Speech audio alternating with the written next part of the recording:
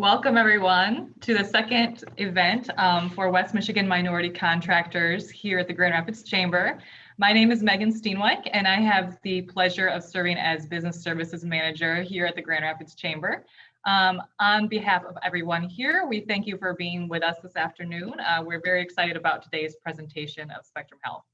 West Michigan Minority Contractors, the program is to provide workshops, networking opportunities, and other resources to help minority-owned contracting businesses thrive.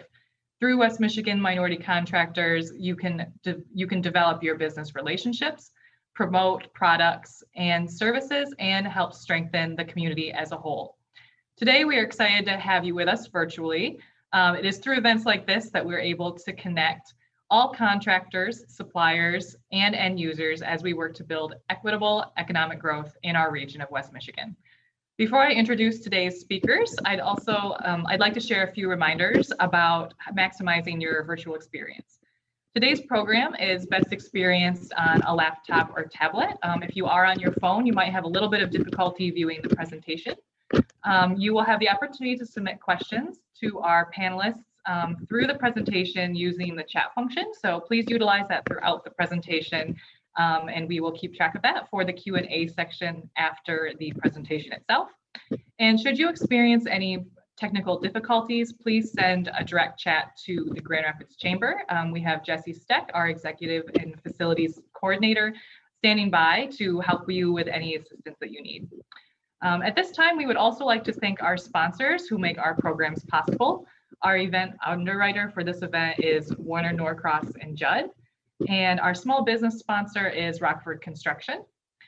Here to share remarks on behalf of Rockford Construction is Brad Mathis, who is the Vice President of Community Development and Inclusion. Well, take it away, Brad. Great. Thank you so much, Megan. And good afternoon, everyone. It's such a pleasure to be here. It's such a pleasure to be a sponsor for this event. So obviously, Rockford has been a member of the Chamber of Commerce for a number of years. So we've been in business and operations for over 30 years as a contractor and also development and property management. And even our history and involvement with the West Michigan Minority Contractors Association really goes back a number of years, at least over 8 to 9 years now. And so we've had several different levels of relationship with the Chamber, whether it's just general membership, whether it's West Michigan Minority Contractors, but we've also been involved with the Monday Group over the years, and then also connecting with the Chamber in an effort that we have done internally here at Rockford Construction to continue to partner with trade contractors, minority trade contractors in the community, which is our Dimensions program. So at Rockford, we've really understood the need and really tried to commit ourselves to the growth and partnership on the success of minority contractors. We know that it ultimately not only is great for the contractors themselves, but we know that it's ultimately is how we grow, the success of our West Michigan community. And so one of the things that gives us such pleasure in sponsoring this event this afternoon are some of the other presenters who are part of this, which is Spectrum Health, which we've had just a tremendous privilege to be able to work with in the past, even with some current projects. So we're just always very, very appreciative of that relationship and the commitment that Spectrum is not only making, but leading in the area of diversity, equity, and inclusion.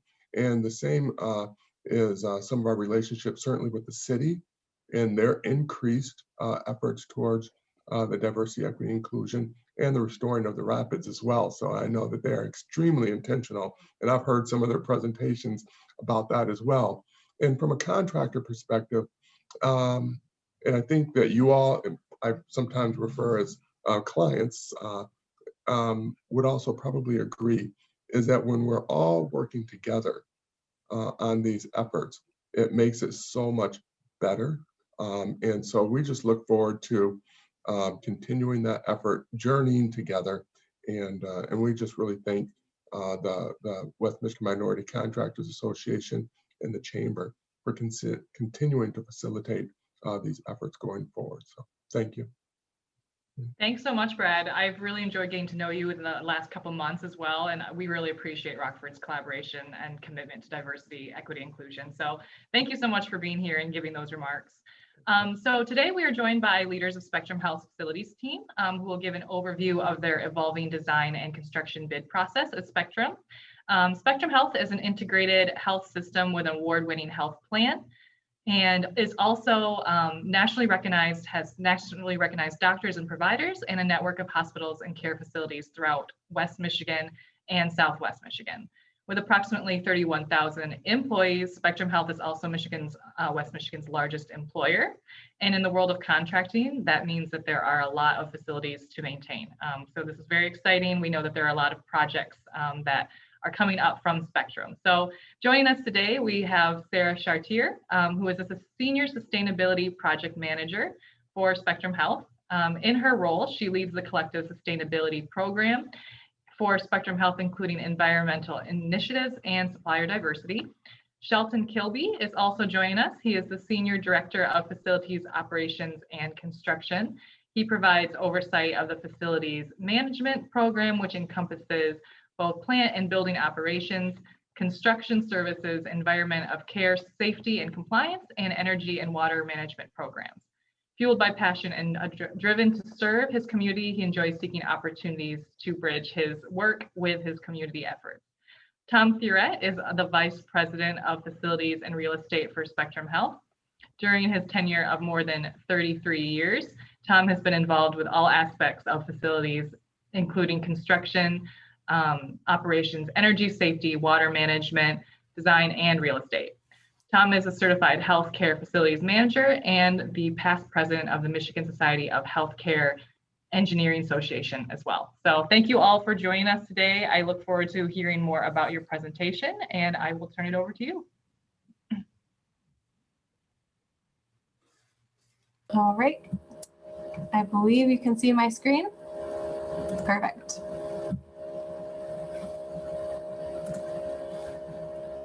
Okay. Over to you, Tom. Okay, thank you. Megan, thanks for having us today. Thank you to the Chamber and for the West Michigan Minority Contractors Council. Also want to thank Brad for opening comments. Spectrum Health has a long-standing relationship with Rockford Construction, very good relationship, so we're very proud of that. So thank you for those comments today, Brad. If you can go to the next slide, please. So today we're going to look at, we're going to do Spectrum Health overview.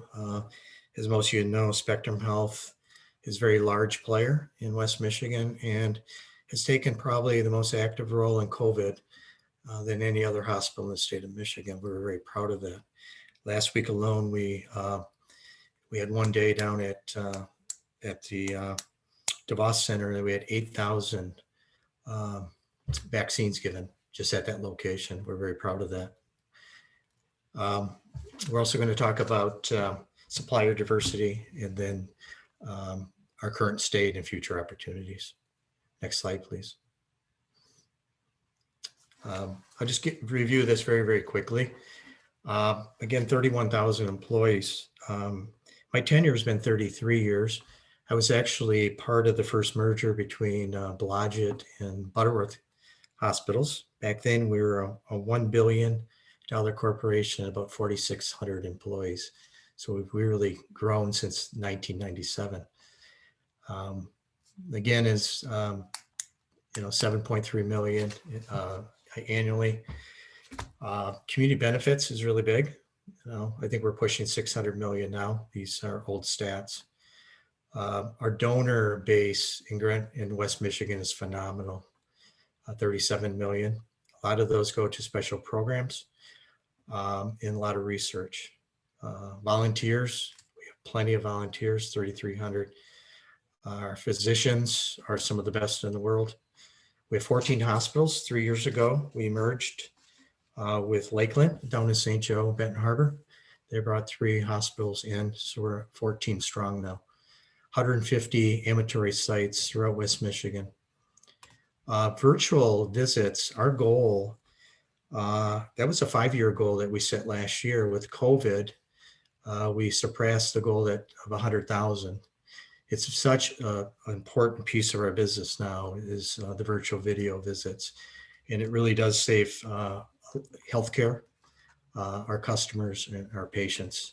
So we hope that continues after COVID's done, that our community will embrace virtual visits going forward.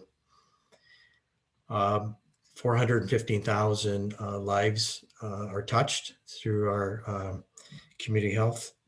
A lot of that is with OB, women's health. So a very, very good service there. We are very lucky to have Priority Health as our wing for the insurance. Not a lot of health care systems have that. So we're very proud to have that. And it actually does help drive down costs of healthcare. And we have 7,000 employers. It's more than that now. 97% of Michigan's primary care doctors are in our network. In our venture capital, we started this probably about 10 years ago. We invest in our employees' inventions. We partner with other corporations, startup corporations, and recently we donated $1 million to Right Place for our minority contractors and businesses. So we're very proud of that. Next slide.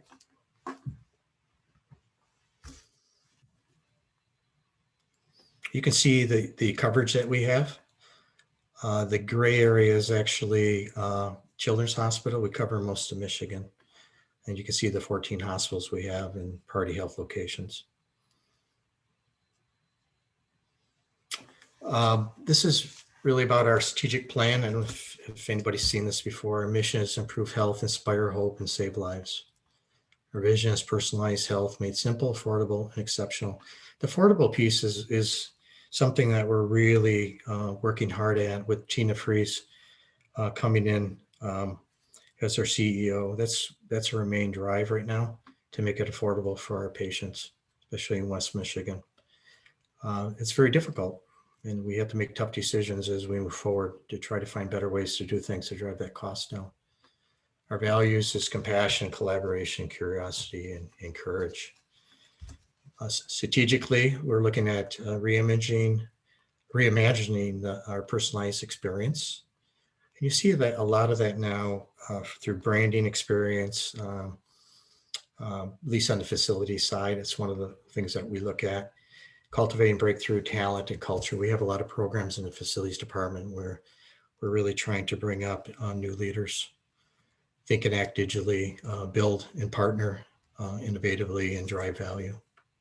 So a lot of new things that are coming through Spectrum to drive down the cost of health. And Sarah, if you can go to the next slide. I'm going to talk a little bit about the facilities, where we are, where we came from, but I'm really going to allow Shelton, when he talks, to really get into the meat of it. But in the facilities world, under my areas, strategy planning, ops, I was really spent most of my career in the operations side, in the engineering infrastructure. New to me is the design and construction, the real estate. I've always been in the safety compliance piece of it. I've been in my role for about 6 months now. Back in May of last year, with COVID, we shut down pretty much all our services. So we had to reorganize our department. We reduced by 10%. We had a reduction of about 30 FTEs. A lot of those were open positions. So we did lose a lot of our project managers and a lot of our maintenance team. Since then, we've reestablished our standards, branding. We're really trying to focus on longevity of our buildings so that there's less work. Our products are better. So we have a lot of work to do in those areas. In the past, a lot of the work we did was very transactional, and Shelton will talk about that in a little bit. We had, I think 40 GCs signed up to do work for us. We had probably 25 architectural firms. is very difficult to manage. And a lot of those firms actually sat on the side, and it could have been you also, because you got signed up to do work for us, but you sat on the side. So I know it was very frustrating. So, and Shelton will talk a little bit more on that in the future. So with that said, I'm going to turn it over to Sarah. Thank you, Tom. It's hard to transition. Sorry, I can't see your face. I can only see the presentation. So thank you so much to Tom and Shelton for joining today with the rest of us. And thank you all for being here for the conversation. I'm going to speak just very broadly about our supplier diversity and our why that we're doing this work at Spectrum Health, leaving the experts to speak to their area of expertise and facilities.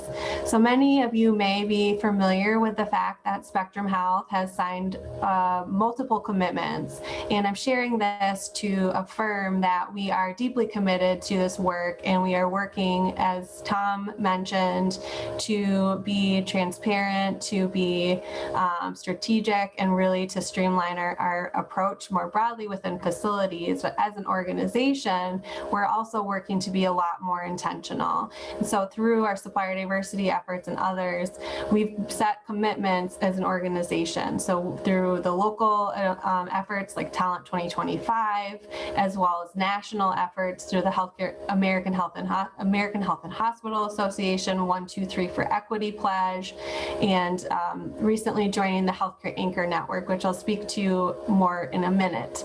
But we also sent out a communication on behalf of Tina, our CEO, did, declaring racism as a public health crisis.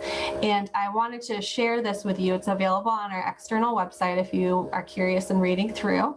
But I wanted to share this with you because we call out explicitly our supplier diversity and our role as an anchor in the community, as an anchor institution, as part of why we're working to shift our purchasing practices. So that's part of, I just wanted to share kind of more broadly. So why is it that we are doing this work? Why is this a public health emergency, and specifically within supplier diversity? From a hospital and healthcare perspective, we are here to care for our community. We're here to keep our community healthy. And so part of our effort to do that is really challenging ourselves to think outside the four walls of our organization. And I was surprised to find out at one point that 40% of your overall health is actually impacted through things called social determinants of health. Social determinants of health, you can see, are listed here. And this is really a driver for us to improve health within our purchasing practices as they happen throughout our organization. So that's what we're focused on today, employment and income, because we recognize that your health is connected to your wealth, and we need to focus on wealth creation as a method to do that. So just to bring this point home even further, I want to acknowledge that we're talking about people's lives and that we have a direct ability to impact people's lives. So why is the number 14 on the screen? There was some research that came out several years ago that identified a 14-year life expectancy difference just based on your zip code in Grand Rapids, Michigan. We know there are other factors that are contributing to that. If you were to overlay with this, the income levels within those communities, you could see that those are connected. But this is really the why for us, that we know that we can directly improve people's lives through keeping our purchasing practices local and diversifying our purchasing practices as well. So what are we doing? Now I shared the why of what we're doing. So what is it that we're doing? Late last year, we set some system goals for our organization around sustainability. And for me, I include supplier diversity as part of sustainability. It's the people side of things, it's the people side of things, it's the community side of things, it's intentionality and equity. So we have set some goals as an organization, which I'm happy to share with you. For this year, we're really focusing on two of our purchasing areas, our indirect space, which is essentially all non-clinical products in purchasing. So we're working to include diverse suppliers in 50% of those RFPs and sourcing events we conduct. And then within our information services department, which I know some businesses that might be on the call today are engaged with in our information services space, we have set a goal of 25% inclusion rate. So we're really trying to create some more intentionality and change behavior within our sourcing teams as we work to develop more foundational aspects of our program, like a policy and the internal infrastructure that doesn't necessarily give you the immediate result of additional growth of businesses, but offers education and resources and equips our team to be able to successfully execute our 2025 goal. So our 2025 goal is to double our spend with minority-owned and women-owned businesses. And this aligns with the Healthcare Anchor Network, which is an organization that Spectrum Health has joined in a commitment that we'll be making with them to double our spend. So we are here today to share that we're working on this. We are still early in our journey, but we are here intentionally to engage with you all and building wealth and health in our community. So, how can you become involved with Spectrum Health today? We now have one front door for you to register as a supplier with Spectrum Health. If you've done this already, thank you. This information is directly linked to our sourcing platform so that our sourcing team members can pull various businesses when they're doing a sourcing event that is applicable to your space. So it's really important, and I encourage each of you to take the 3 to 5 minutes to fill out that supplier registration form. And that is now becoming our one front door, and we can offer the information of various businesses to Tom, Shelton, and others throughout the organization as they have sourcing opportunities. So that's a little overview of the why of our program, as well as one way that you can directly actionably do something after this meeting today. And with that, I'm going to turn it over to Shelton. Thanks so much, Sarah. And forgive me, everybody, for looking like I'm from air traffic control here. Just to kind of reintroduce myself. So I am fairly new with the Spectrum team. A lot of my experience has been in the hospitality realm and senior living. I've also been involved with financial services, but really kudos to this team and Tom Fioret for their courage to bring me in not only from out of state, but from another industry sector, if you will. And then, of course, the obvious from a diversity standpoint. Really appreciate that. These guys are serious about their commitment to diversifying their team. Kind of want to revisit something that Tom broached on. He talked about the reorganization of facilities operations and construction, and being new. This is something that is that my predecessor, Tom, has put into place, and that we continue to try to work towards an end. He talked about how we basically scaled down. So at the end of the day, it's about efficiency. How do we get greater efficiency?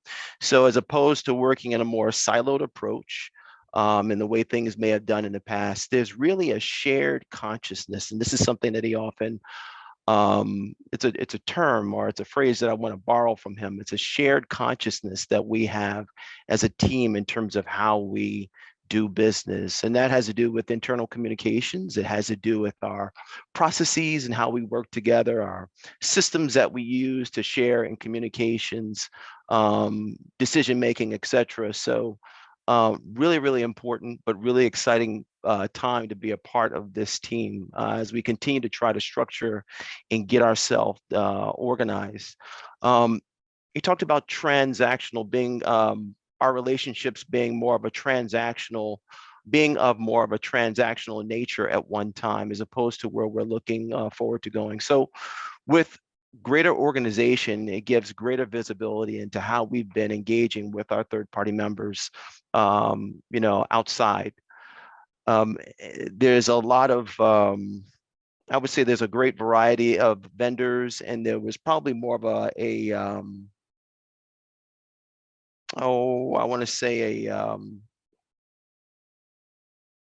not having a broad perspective, a broad view, and how it is that we're dealing with a third-party partners. So it's one-offs is the word I'm looking for, one-offs, kind of a one-off approach to how we do projects. And what happens when you do that is it prevents us from having an opportunity to really get to know our vendors. It prevents us from being able to benefit from some of the efficiencies that come from having more of a structured or strategic approach to how we do business. So one of the things we're looking at doing is reducing that platform, if you will, of the number of vendors that we're engaged with at a given time, so that we can really work on developing those relationships, understanding really truly what the capabilities are of those that are participating with us. When we think about diversity and inclusion, and I'll talk about the next slide, I'm not finished with this one here, and accountability, I think there'll be greater opportunity for us to kind of really dig deeper into that, and that shared consciousness that we want to have, not only internally in how we do business, but externally with our third-party partners.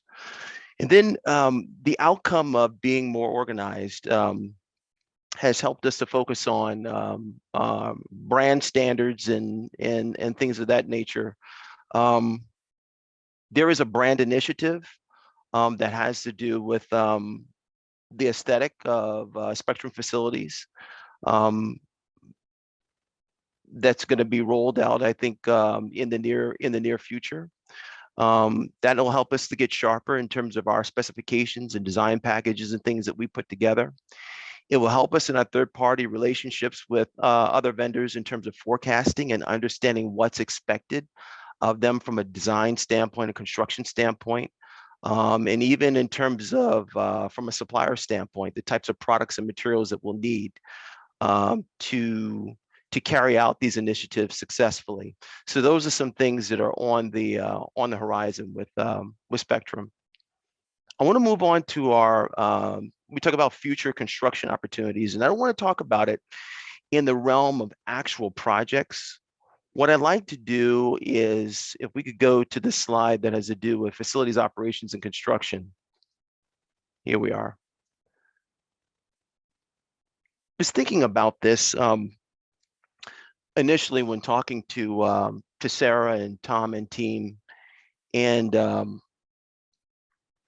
being someone who's new and where diversity is something that's near and dear, I know, to my heart. And I was truly excited about working with the Chamber and Sarah and Tom and others on this. I thought it'd be a great opportunity to just not be so project focused and to really talk about an opportunity to create paths for vendors to kind of make it from kind of where you are. I'm sorry, paths for vendors to engage with Spectrum. And I want to tell you a bit of a short story about myself. So, you know, I've worked in private industry for corporations. I've worked on the franchising side. I've worked for private equity, but I've also been an owner rep and an independent contractor. And I know firsthand what it's like to try to check all of the boxes that you think you should as a minority business enterprise. If I fill out the forms, if I have the capability statement, if I do these things and I submit these things, hopefully doing A will automatically yield B. But what I was often without was a sounding board, somebody to give me feedback into how I was reaching these owners of businesses that I was looking to engage with and access. So what I thought is I would create a slide that kind of shows the framework of the types of projects we have and the various, if you would consider the various paths of entry. So under project types, you know, we engage with new build, large renovations, refresh projects, and tenant improvements. The first two bullet points with the new build and large scale, typically there are types of projects that have high barriers to entry. You know, there's a narrow landscape, if you will, of participants in that realm. And a lot of that has to do with risk. right? So if we think about it, the new build, the large scale remodeling, they come with greater risk. You're looking for people that have performed in this space. They have a long-standing history. They have the capital and they have the resources to carry out this work successfully. So that's that realm. That's one path. And the other has to do with the refresh or the tenant improvement space. So with that, refresh a lot more straightforward and less risk with those types of projects that are there. And you could couple the project services with that because they work hand in hand. So the first has to do with the levels of risk. And then in terms of the project services and other services, this has to do with, again, how we service those projects. For some of you that have a long-standing history, maybe dealing with higher risk or other type projects, there may be an opportunity to contract directly to send your materials in for consideration and ultimately contract directly with Spectrum, provided everything kind of ticks and ties together and it makes sense, and your bid is the winning bid. But there are other avenues to think about in terms of entry. So whether you're in design or construction, perhaps there are opportunities, or what I like to see is with the smaller platform of third-party participants, is leveraging those relationships and the capabilities of firms that have been in this business. So perhaps it's being a partner with a design firm. Perhaps it's engaging as a subcontractor or some sort of joint venture where the construction is concerned. And then with the refinement of our standards and specifications and how we're doing business, and being able to better forecast, even from a procurement standpoint, there are those of you that would be able to better serve us from that standpoint. Other projects and services, landscaping and remediation, they're fairly straightforward. Remediation, I think, is something that's often overlooked because although there are those that are not submitting proposals for that, some of you and your skill sets may be better suited to work with some of our third-party members that are engaged in those types of projects. So then again, it still gives you the exposure in dealing with some of the challenges and helps you in terms of brand building and ultimately maybe becoming a prime contractor with Spectrum. With the refresh and tenant improvements, as you can imagine, those types of projects, particularly tenant improvements, tend to be maybe smaller in scale, but there tends to be a lot more volatility. And with that volatility, we need a team that can be agile and responsive to those types of projects. So Tom was instrumental in creating the Spectrum Western Michigan Facilities Refresh Team, which I thought is great. I mean, they're an agile team. They're able to get out quickly and kind of put some of that volatility to bed. But with that being said, even though they're an internal construction team, there's only but so much bandwidth that team has.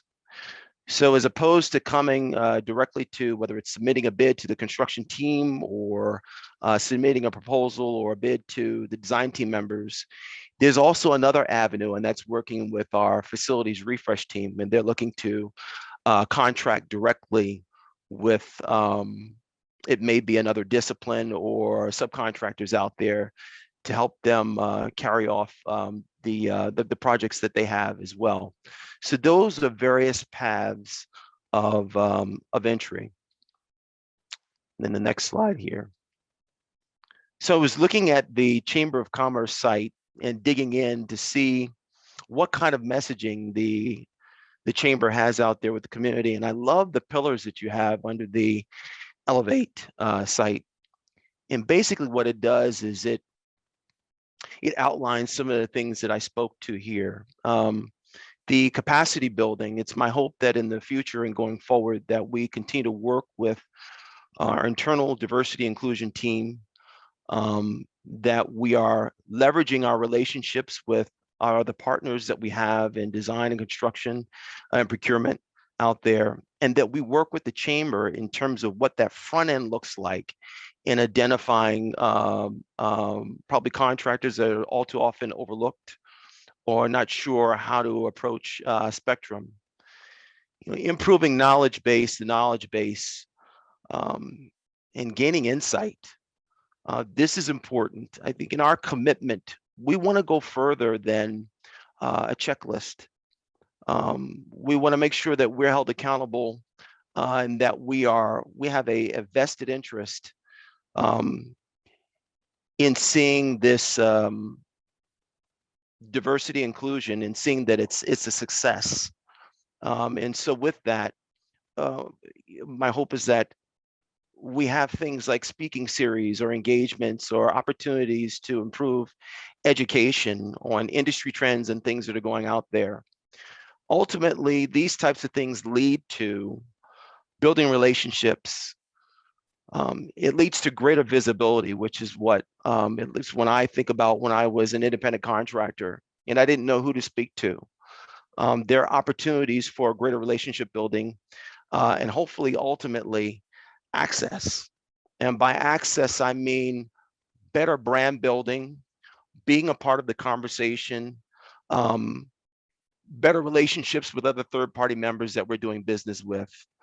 And by narrowing that landscape, even as I mentioned before with our third-party members, it gives us an opportunity. Again, there's that shared consciousness and accountability in building our relationships where diversity inclusion is.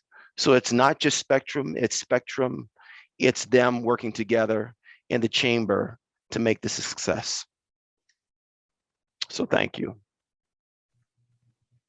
Absolutely. Thank you, Shelton. That was perfect. And I'm so glad that you mentioned Elevate as well. So for those of you who aren't as familiar with this program, it is for minority-owned businesses in any type of sector who are looking to build their capacity, looking to build their social capital, as well as just make those connections, those business connections, and learn any skills that they may not have exposure to or had access to in the past. So right now we have 2 cohorts of about 15 people or less in this program, but we are hoping to add on another cohort by the end of the year as well. So really appreciate that that mention as well, because it's very hand in hand. But we would love to open it up to questions. So feel free to throw your questions in the chat, and we will kind of tackle those as they come. But I will start with one just while we get going here. I was just going to ask, so obviously the relationship building piece is super important. What in your mind it makes a good partnership, and how do you continue that relationship? Is it like, what are your methods of communication? Is it touch bases often? What does that look like for you? So success where diversity inclusion is concerned, I mean, it's multifaceted. It involves advocacy, it involves the education piece, and what have you. I mean, this requires, I think, a bit of a deeper dive than we would typically do with an average firm that we're dealing with. And so again, when I looked at Elevate, that type of program, and I'm not sure that's the only thing, but it really speaks to those pillars really speak to the needs that we need to kind of facilitate the type of conversation and kind of organize folks together. And I don't think that from how can I say,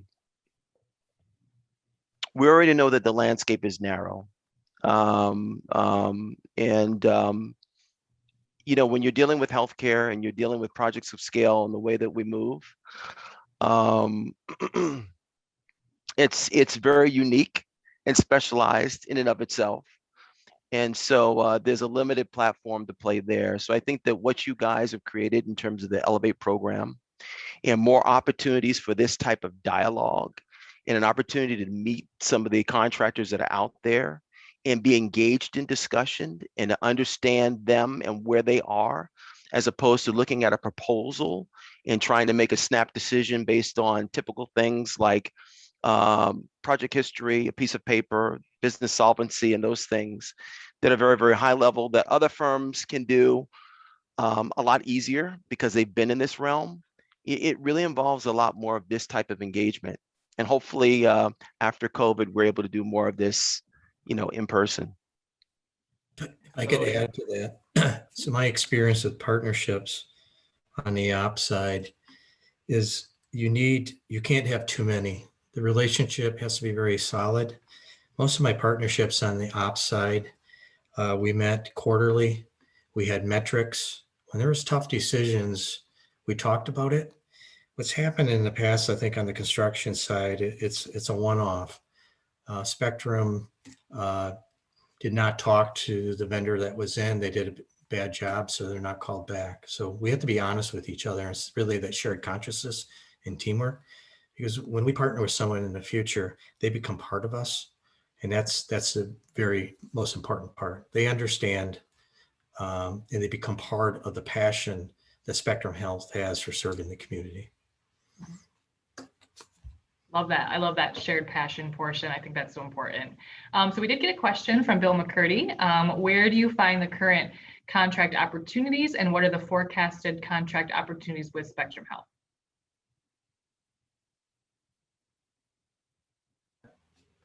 Tom, I don't know if you want to speak. Yeah. I'll take that one. So right now we're still in that probably forming stage of our department. So right now I can't really give you a good answer. We will have a lot of projects coming forward. I do see potential, probably the big ones would be partnering with, if we had 5 big strategic partners, one is Rockford. Rockford does a very nice job partnering with minorities. So if Rockford's going to do a project for us, our expectation is they would partner with some of the subs or whatever else they would need. Those would be for the big projects. And then for the smaller projects, we're really going to have to see what's out there that could supplement our refresh teams. But we do know that we have a lot of projects coming forward. We stopped everything during COVID. Very little got through. Our contractors in most cases weren't on site, protect the patients, things like that. So we do know we have a bottleneck right now, but we also know we have limited resources internally, not only from the facilities team, but our IS team and others to get projects going. So it's going to take us some time. I would think that by the first of next year that we'll really have a good pattern going. A lot of projects will start coming out. So anything to add, Shelton? No, well spoken. Great, thank you. And Sarah, I did see that you threw that link in the chat to become a vendor. So is there anything people should know about that form? You said it's a quick form, but is there any assistance available in case they need any technical assistance? And what is the step right after they register as a vendor? So if you need technical assistance, you can reach out to me. My contact information, you should all have it because I'm participating on this council, but if you don't, I would put it in the chat as well. So I'll be your primary contact more broadly speaking. And just a couple with the what happens next. So it's a fairly basic form that you fill out. Shouldn't take you more than a couple of minutes.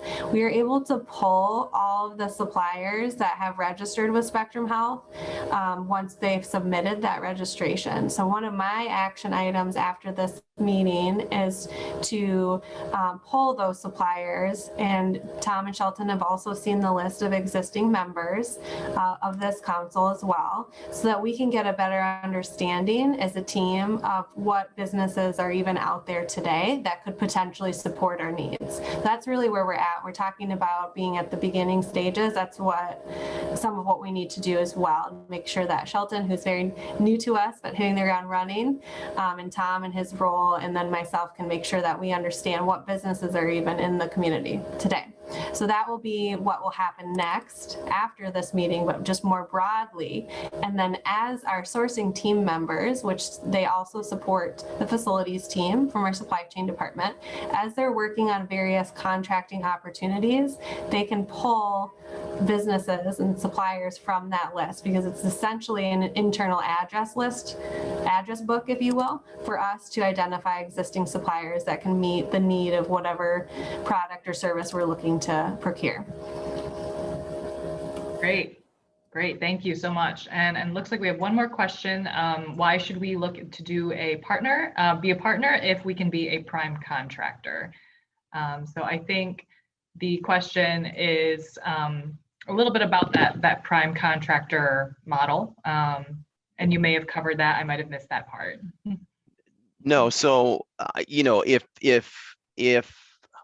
so depending on the level of risk, right? Depending on the level of risk. So if you're dealing with a new build project, if you approach Spectrum, as a business, we're going to be looking at the same thing. What's the business solvency? What's the experience that you've had with projects of scale, things of that nature?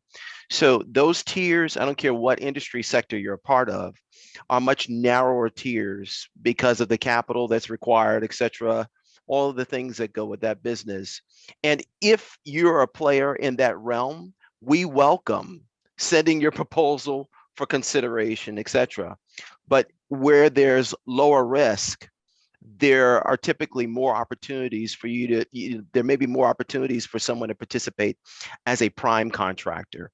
And so I'm saying that if you are not a business that in terms of capability are able to handle the things that we would require as a prime contractor, leverage the expertise and the experience of others that have been in the game, and perhaps you are a sub-consultant with a firm, or a contractor or contracting firm to work with Spectrum, because what it does, it helps you to build your brand, your visibility and expertise in working with them, and ultimately getting to a place where you're able to contract, you're able to be a prime contractor. Great, thank you. And then will you require MBE goals or MBE certification? Are the criteria different than that? I can take that one. So we are working on developing our formal policy right now for what will be the standard inclusion criteria. We encourage right now for larger businesses to become third-party certified. And moving forward, how we measure the success of our program will be predominantly through third-party certified businesses. Understanding that if you are a smaller business, that might not be something that you can do initially. So we would have the conversation as part of our relationship together about your growth and how that you could include getting that third-party certification as part of that process. An additional value that you're offering is validation to any corporate partner you're working with that you have that. That's why we typically require it for larger businesses, but understanding there's based on how much we're purchasing with you and the size of your business. Great. Well, thank you again all for being here today. We really appreciate your transparency with where you're at in the process. And we know it's ongoing work, but it's very important work that we're happy to see in our community. So thank you again for being here. Sarah's information is in the chat. So if you have any questions for Spectrum Health, please reach out, and we are excited to continue working with you. So thank you again. Thanks for having us. Absolutely. So switching gears a little bit, we have Eric DeLong here, who is the Deputy City Manager of the City of Grand Rapids. And we are excited because he is going to give a little bit of an overview of the river restoration and equity within that work. So please welcome Eric, and we will have him pull up his presentation as well.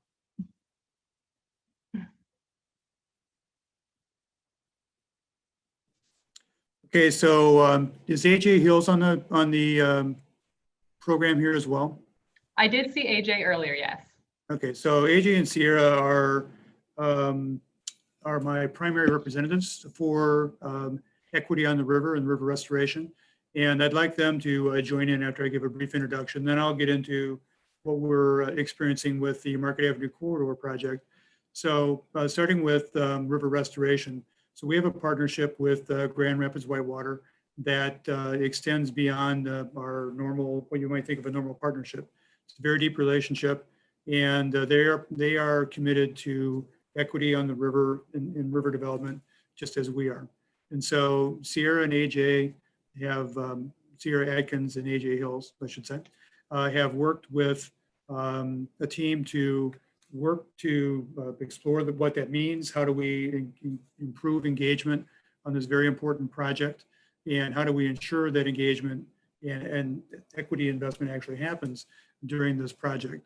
So one of the first things that they did was to work with local organizations to help expand our base of what we call micro local business enterprises, or contractors that could participate in this project and help achieve the goals I just talked about.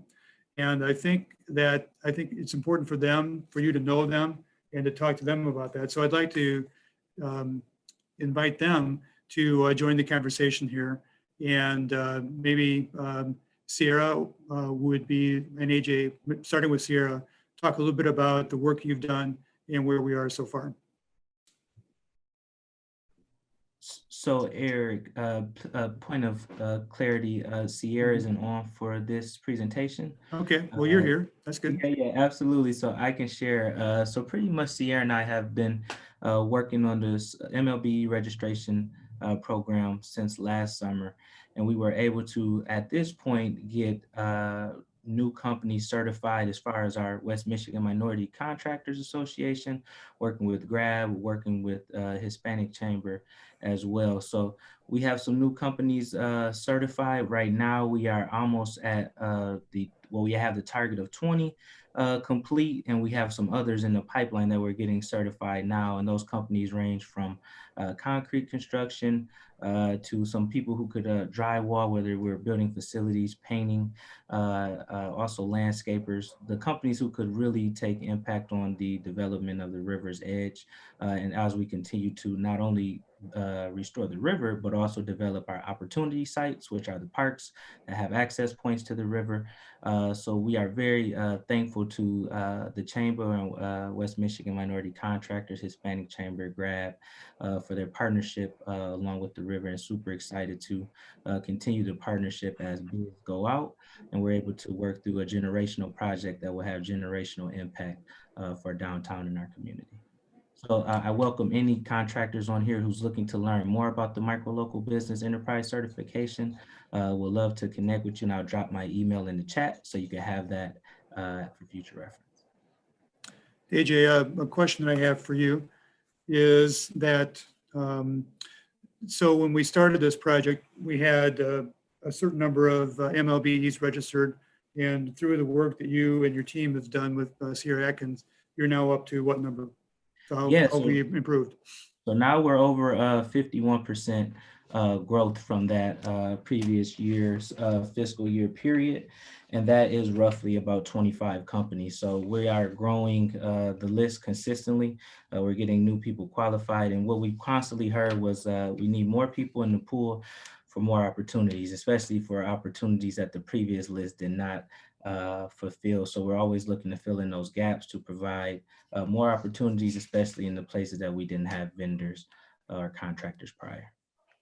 So now we're up to 70. We're up to 74. We're up to 74 total now. Thank you. That's what I was going for.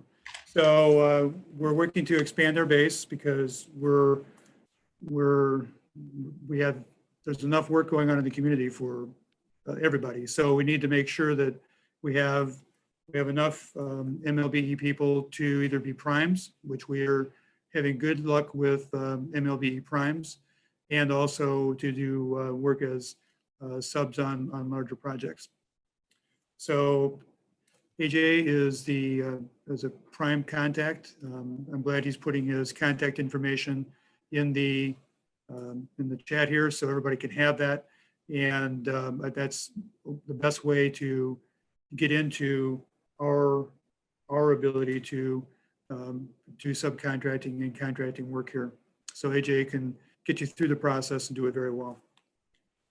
And also they have a really good presentation about all the work they've been doing that might be subject of a later topic. And obviously I kind of thought maybe that we were doing that today, but yeah, we presented several times to this group. They may very well up to date, but we'll more than welcome come back anytime that Dante and Megan will have us. Okay, good. So let me share my screen now, and I'll tell you a little bit about what's going on in the Market Avenue corridor.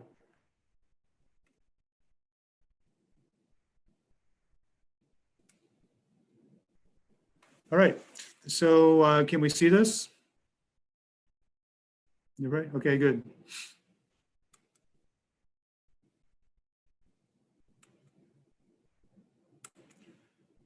All right, so what I want to talk to you about is what's going on the Market Avenue corridor. So this is a story about redevelopment of a project that really started with 201 Market, which is our public services facility. And we've been trying to find a way to get this done for some time. So almost 20 years now. And so what's happened now that's made a difference is that we have had a real strong agreement we've been able to put together with private partners and with the Convention Arena Authority to relocate this large east side trunk sewer that's been in the way for all this time. So this was built along the river a long time ago. You can see it here. It's the green dashed area. And you can see that it bisects the private properties north of the S-curve and also the 201 Market city-owned properties south of the S-curve. So we were able to put together an MOU for its relocation, and that was approved in November of last year. And we have moved forward with the project. And what it will do is provide for relocation of that trunk sewer from Fulton, from this green dashed area to the red line you see, which will take it down Fulton, all the way down Market, and then turn into Wealthy and connect back to the sewer at that point. And with the partners have deposited their funds and we're moving forward with the project. So we did award construction bids for phase 1 on March 9th. And we're beginning work now. You can, if you've tried to use Market Avenue, you'd see that the gas contractor is out relocating the natural gas. And the rest of the work will get started in April. So Market Avenue will be reconstructed as part of this. So if you've driven Market Avenue, you know the kind of way it looks now, a large street with 4 lanes of traffic. What we're going to see when we're done is a different looking street that's more walkable. We'll still carry a lot of traffic, but we'll also start creating the neighborhood required for redevelopment of the corridor, and it'll be a signature street. So the MOU that we did in November also provided for the entering into of an option agreement with the CAA for acquisition of a portion of the property to create an amphitheater. And the amphitheater project is envisioned to, if everything works as planned, to be done kind of in this north area of our 201 Market property. So we've set the framework for how to acquire the property, and we're in the process now of working through the due diligence required to see if we can make that a reality. So key dates are June 30th, which is the date to exercise the option, and December 31st to close. But those both can be extended, and with the due diligence required, I think it's a fair bet that they will be extended. And if the property is purchased by the CAA, it requires separate approval by both the City of Grand Rapids and by the Kent County Board of Commissioners. So Grand Action 2.0 has worked with the community to develop a vision for this property. And they have done some very intentional engagement. They have worked hard to understand stakeholder interests, and they hired a firm called Populous that is an international design company, and they've partnered with local design company Progressive AE to come up with this concept. The concept was revealed to the Economic Club on February 24th, and I'm going to show you parts of it right now. So one of the remarkable things about this site, if you look at it, if you include the private parcels here and all the city parcels, which include these, you can put together a 31-acre riverfront site, which is a phenomenal site. In fact, it's the Populous tells us it's unique in the nation in terms of its size along the river. And another remarkable thing about it is, what do you see mostly here? Asphalt and buildings, right?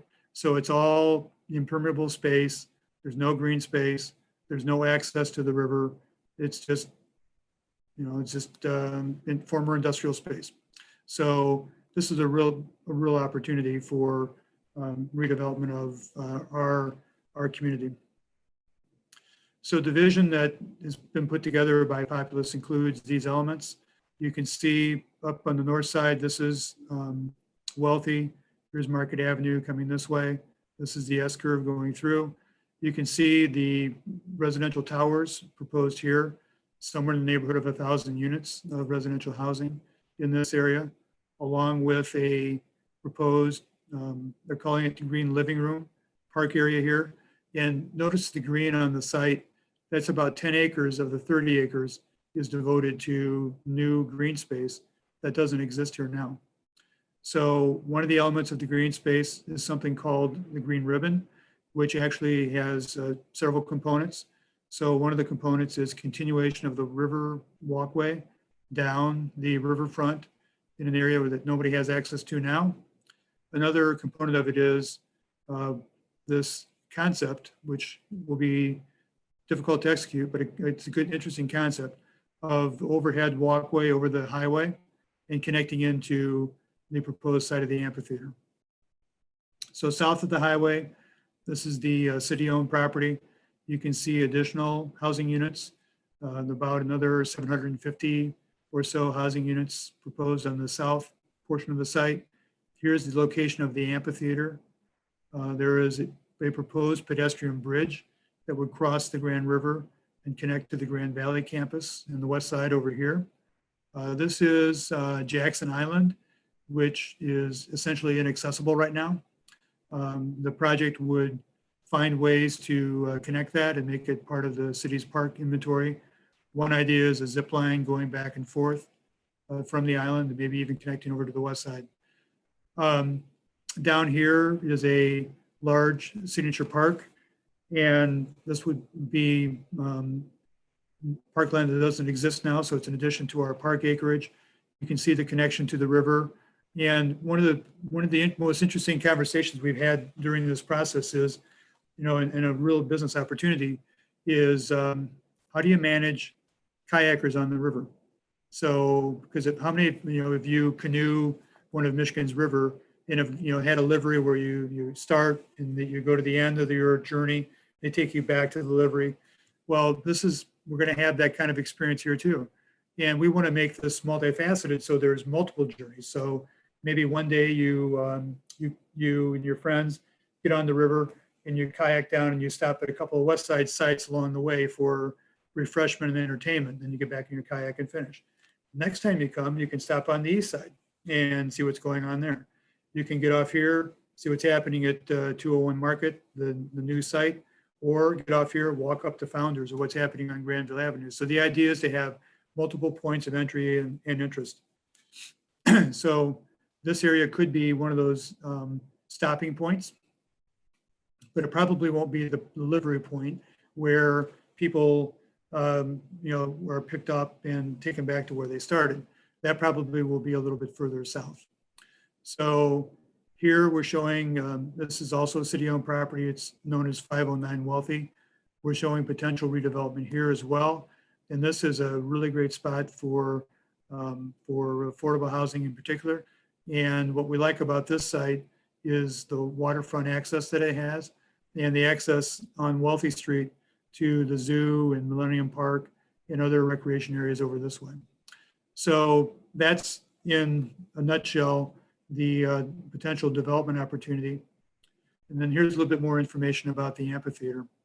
And you can see that the proposed amphitheater would be located, this is essentially William Street here extended, if you'd look at that.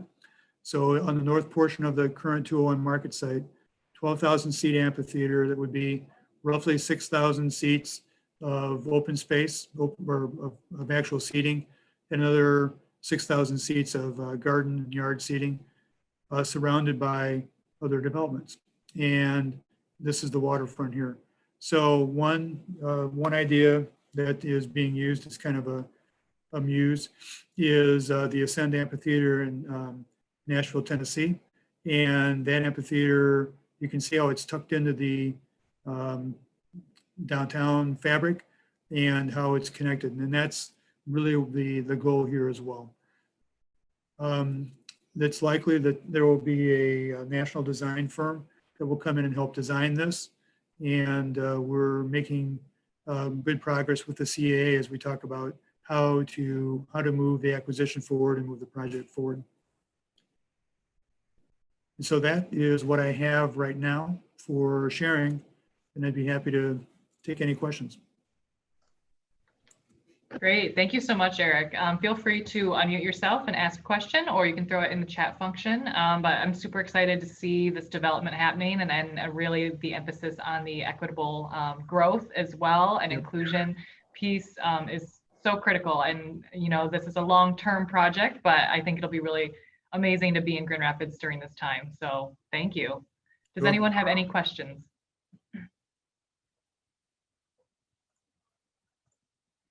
All right, well, if any comes up, we will put Eric's contact information in the chat as well, so you can reach out directly.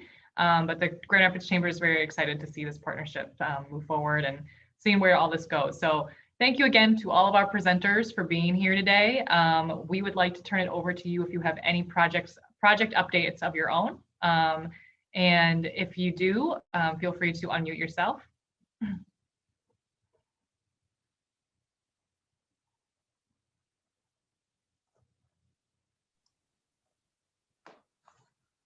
All right, well, that concludes our program for today. Please help me give one more round of applause to everyone on the call today. Thank you so much. Thank you for the invitation, Megan. Yes, absolutely, Eric. Thanks for being here. I know you had a busy day today, so thank you. Thank you again. Hey, Megan, it's Brad. I'm sorry you asked the question. It just took me a while to get off my mute and video. But for those of you all who have not been in contact with me, Rockford does have a few projects coming down the pipe. So, you know, kind of kicking off in late spring over the summer. So please, if you don't haven't been in contact with me, please let me know. Thank you, Brad. Thanks. Awesome. So a couple updates from the Chamber. We have a after hours event for West Michigan Minority Contractors coming up in Tuesday, May 18, and we are hoping to be in person for that event. So please keep an eye out for information as it becomes available, but I'm excited to have something outside in springtime for sure. So please watch the chat for the calendar, our events calendar, and you will see all of our events there as well. And then for any of you who haven't heard yet, we are doing a golf outing for West Michigan Minority Contractors in early June. It'll be taking place on June 7, which is a Monday. And this will be a half-day event out at the Meadows at Grand Valley State. So please, if you have any, interest in golfing, in participating as a sponsor, or donating any door prizes, please get in contact with me. I am also recruiting for committee members currently, and would be happy to work with you. So we're super excited to have this. The golf outing was something that we've had in the past, but it has been dormant for quite a few years. So we're excited to bring it back this year. So again, thank you again for your time today. And if you ever have any questions for us, please reach out. But this concludes the rest of the event. So I hope you have a great rest of your week. Thank you again. Thank you. Appreciate it.